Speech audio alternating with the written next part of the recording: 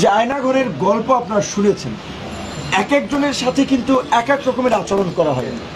আমাকে 18ই জুলাই ভোর রাতে বা মধ্যরাতে 3টা কি 3:30টার দিকে আমাকে তুলে নিয়ে যাওয়া হয়। আমি বাচ্চা আমার কাপড়ে প্রস্রাব করে দিয়েছিল, আমার কাপড়টা ভিজা। আমি বলেছিলাম যে ভাই আমি কাপড়টা চেঞ্জ করে দিই। চিলে যেমন স্বীকার করে ঠিক অমনিভাবে গেঞ্জি এখানে আমাকে একেবারে চ্যাংদোলা করে আমাকে টেনে এসছে নিচে নামানো। আমার বাচ্চা প্রস্রাব করা কাপড়টা পর্যন্ত আমাকে চেঞ্জ করতে দিল, আমার পায়ের জুতাটা পর্যন্ত আমাকে নিতে দেয় নাই। কিন্তু গাড়িতে উঠেই এই জম টুপি বলে যেটা, কালো টুপি পরাইলো, হাই সাউন্ডে মিউজিক গাড়িতে, অর্থাৎ আশপাশের কোনো শব্দ টব্দ আমি শুনতে না পাই। তারপরে রাতেই নিয়ে গেল, নিয়েই চোখ মুখ বেঁধে জিজ্ঞাসাবাদ এবং সেই সাথে অমানবিক, মানে বলতে পারেন যে আপনার অমানবিক মারধর করে। এক পর্যায়ে আমার শরীরে কাঁপুনি চলে আসে, আমার মুখ দিয়ে লালা বের হয়ে যায়। তারপরে তারা ডাক্তার আনে, তাদের সিস্টেম কতটুকু মানে মানসিক নির্যাতন করার জন্য উন্নত সিস্টেম। এই নির্যাতন পরে তার ডাক্তার চোখ বাঁধা আমাকে ইনজেকশন দেয়। আমি ইনজেকশন দেয় কিসের ইনজেকশন? এটা কি ভালো না মন্দ, না এর সাথে কোনো জীবাণু ঢুকাই দিচ্ছে আমি তো জানি না। আমি চোখটা কাপড়টা একটু সরিয়ে ভদ্রলোককে দেখার চেষ্টা করেছিলাম, সে খাপ করে আমার হাত ধরে ফেলছে। ওনারে কথা বলতে বলতে জিজ্ঞেস করলাম, উনি বলে আমাকে মাঝে মাঝেই এরকম আনে। একটা ছোট্ট মহসিন হল ঢাকা বিশ্ববিদ্যালয়ে যারা গেছেন, নিচে যে সিঙ্গেল রুমগুলো থাকে ওই রকম একটা রুমের মধ্যে বাথরুম, লাইট নেই, খাবার দিছে মোমবাতি জ্বালাই, খাবার দিছে মোমবাতি জ্বালাই। দিনের খাবার না রাতের খাবার আমি জানি না। তারপর আবার জিজ্ঞাসাবাদের জন্য সকালবেলা খাওয়ার পরে নিয়ে গেল, পিছনে একটু সাউন্ড বন্ধ করেন, সাউন্ড বন্ধ করা হলো। কারণ হচ্ছে আমি নাহিদ এবং সার্জিসের সাথে ফোনে আলোচনার পরে ওদেরকে বলেছিলাম যে এই 8 দফা দেওয়া যায়। তখন বলছিল যে ভাই আপনি একটু লিখে পাঠান। আমি মেসেজ করে পাঠিয়েছি। এইটা আমার একটা বড় অপরাধ ছিল যে আমি কেন 8 দফার মধ্যে ওবায়দুল কাদেরের পদত্যাগ, স্বরাষ্ট্রমন্ত্রীর পদত্যাগ, প্রধানমন্ত্রীকে ক্ষমা চাইতে হবে সেটা বললাম। এবং নাহিদ সার্জিসদের সাথে আসিফ সহ আসলে ওদের সাথে আলোচনা করে আমরা বলেছিলাম যে বৃহস্পতিবার দিন যেভাবে সারা দেশে নির্বিচারে গুলি করে মানুষ হত্যা করা হচ্ছে, করা হচ্ছে, কাজে এখন সরকারের পতন ছাড়া আমাদেরও মুক্তি নেই, জাতিরও মুক্তি নেই।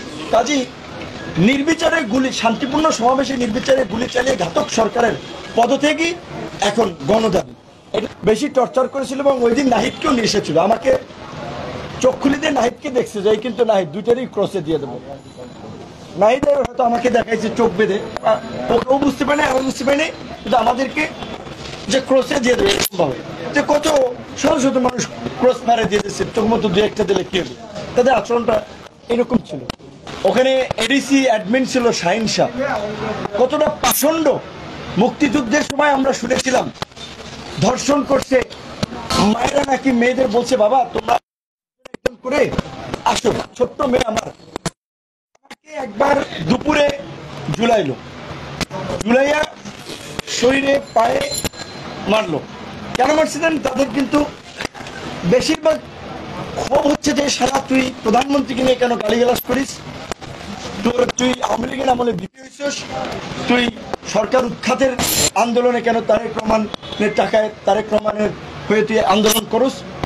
এই ল্যাঙ্গুয়েজ মানে প্রফেশনাল কোনো খুব জিজ্ঞাসাবাদ না, জিজ্ঞাসাবাদ যা করেছে।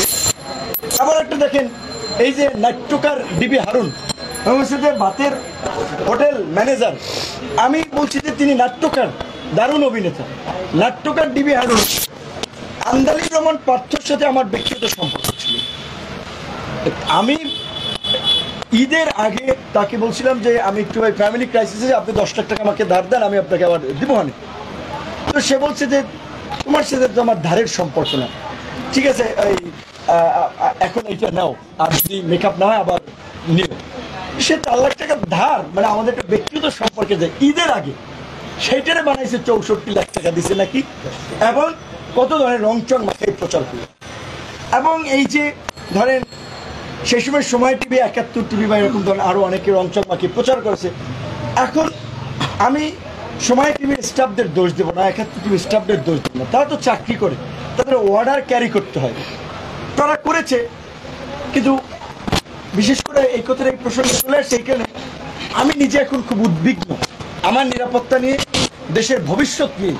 যে দেশে যা চলছে এটা তো আর একটু নৈরাজ্য চলছে। এই গণ অধিকার পরিষদ, অন্যান্য রাজনৈতিক দল, যারা বিরোধী রাজনৈতিক দল, তাদেরকে অনুরোধ করব, আপনারা নেতা কর্মীদেরকে শান্ত করুন। কারা কি করছে ইতিমধ্যেই কিন্তু সমস্ত ডেটা আমাদের কাছে চলে আসছে, সাংবাদিকরা জানে। এই লুটপাট নৈরাজ্য চলতে দেব না আমরা, পরিষ্কারভাবে বলছি। কাজে এত পুলকিত হওয়ার কিছু নাই। কিন্তু মহামান্য রাষ্ট্রপতি মহোদয়কে বলবো, এই যতক্ষণ পর্যন্ত না সরকার গঠন না হয়, উপদেষ্টারা নির্দিষ্ট দায়িত্ব বন্টন না হয়, ততক্ষণ পর্যন্ত আইন শৃঙ্খলা পরিস্থিতি নিয়ন্ত্রণে আসবে না।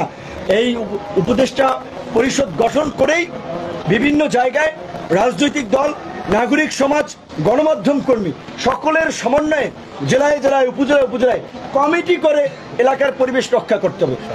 গণমাধ্যমের একটা কিন্তু গুরুত্বপূর্ণ ভূমিকা রাখার সুযোগ তৈরি হয়েছে। আপনাদেরকে এইবার আপনাদের পেশাদারিত্ব দেখাতে হবে, আপনাদের প্রফেশনালিজম দেখাতে হবে, আপনাদের সেই ফ্রিডম, অবাধ স্বাধীনতা আল্লাহর রহমতে এখন আপনাদের আছে। কাজে আপনারা এগুলো তুলে ধরবেন।